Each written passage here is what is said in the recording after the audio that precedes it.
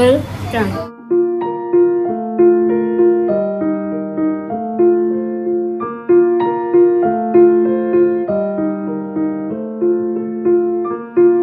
কাজ করতে পারি,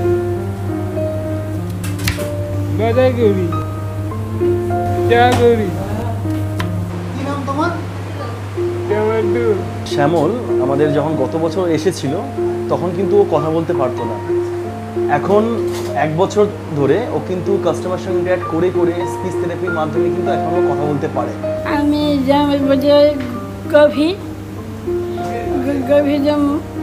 বানাচ্ছি।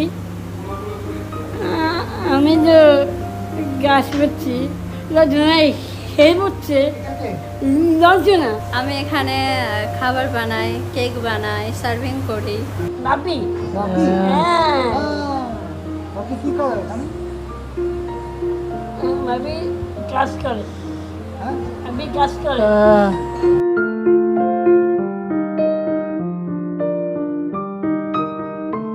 এই ক্যাফেতে আমাদের 3 রকমের বাচ্চা কাজ করে। তার মধ্যে আইডি আছে, আইডির মধ্যে আইডি বলতে ইন্টেলেকচুয়াল ডিসেবিলিটি, তার মধ্যে আমরা যেটা অটিস্টিক বাচ্চা বলছি, সেরিব্রাল পালসি বাচ্চা বলছি, মেন্টাল রিটার্ডেশন বলছি, ডাউন বলছি। এছাড়া আমাদের এখানে ট্রাফিক ভিকটিম বাচ্চারা, আমাদের একটা হোম আছে ট্রাফিকিংয়ের হোম, মানে ট্রাফিকিং থেকে যে বাচ্চারা রেস্কিউ হচ্ছে হিউম্যান ট্রাফিকিং থেকে।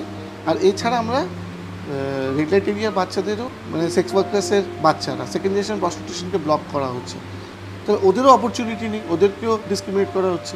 খালি স্পেশাল বাচ্চা না, আমাদের এখানে 9 জন স্পেশাল বাচ্চা, 5 জন ট্রাফিক ভিকটিম আর 2 জন চিলড্রেন অফ সেক্স ওয়ার্কার্স। আমি ডাক্তার হতে চাই, বড় হয়ে পুলিশ হব। পুলিশ হয়ে কি করবে? পুলিশ হয়ে চোরদের ধরবো, চোরদের ধরে জেলে।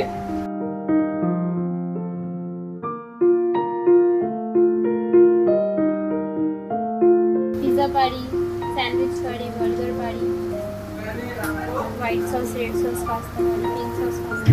বাড়িতে বাবা মা আর আমি। তারপর পড়াশোনা কতদিন করেছো? পড়াশুনে 8 অবধি। আমি আছি, বাবা মা দাদা। এখানে কতদিন ধরে কাজ করছো? ওই না রোজ কাজ করি, ওই আগে কাজ রোজ কাজ করি। আচ্ছা আচ্ছা।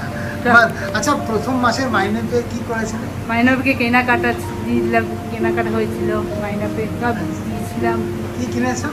জামা প্যান্ট सब দিয়ে রোজগার করেছিলাম। पास्ता बनाते हैं, पिज्जा का डो बनाते हैं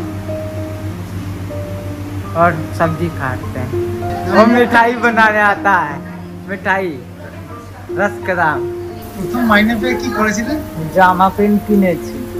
আমরা তো অরফ্যান বাচ্চাদেরকে নিয়ে কাজ করি, আমাদের হোমস আছে। তো এই হোমে যে বাচ্চারা আছে যারা স্পেশাল, তাদের জন্য সমাজের সিচুয়েশনটা আরও ডিফিকাল্ট, কারণ ওদেরকে সাপোর্ট করার জন্য তো কেউ নেই। 18 বা 24 বছরের পর যখন এই বেরোচ্ছে, তাদের জন্য কি জব অপরচুনিটি আছে আর কে এদেরকে অ্যাকসেপ্ট করছে? এখানে যখন আমরা এই মনোবলটাকে বুস্ট করলাম, এই ক্যাফেতে শুরু করার 6 মাস আগের থেকে ট্রেনিং দিচ্ছিলাম, কিছুই করিনি, যেরকম একটা নর্মাল লোককে ট্রেন করেছি সেইভাবেই করেছি। কিন্তু যখন এটা ভুল করছিল, তখন আমরা এটা বলিনি কি ছাড় তুই করতে পারবি না, আমরা বলেছি তুই কর, ভুল হয়েছে কোনো ব্যাপার না, আবার চেষ্টা কর। একটা বাচ্চাকে আমি 6 বছর 7 বছর হোমে রেখে তাকে মানুষ করে রাস্তায় যদি ভিক্ষেই চাইতে হয়, তাহলে আমি ওকে হোমে রাখছি কেন?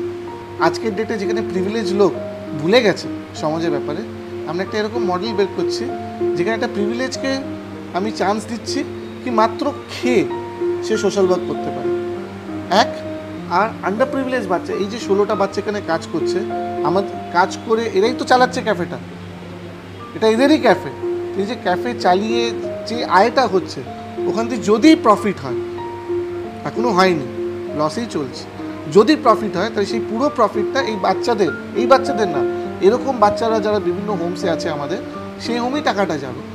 তাহলে আমি আন্ডার প্রিভিলেজ একটা বাচ্চা বা একটা ভালনারেবল বাচ্চা, তার নিজস্ব ইনসিকিউরিটি আর ভালনারেবিলিটির মধ্যেও আরেকটা ভালনারেবল বাচ্চাকে সাপোর্ট করছে, এর থেকে সুন্দর আর কি হতে পারে?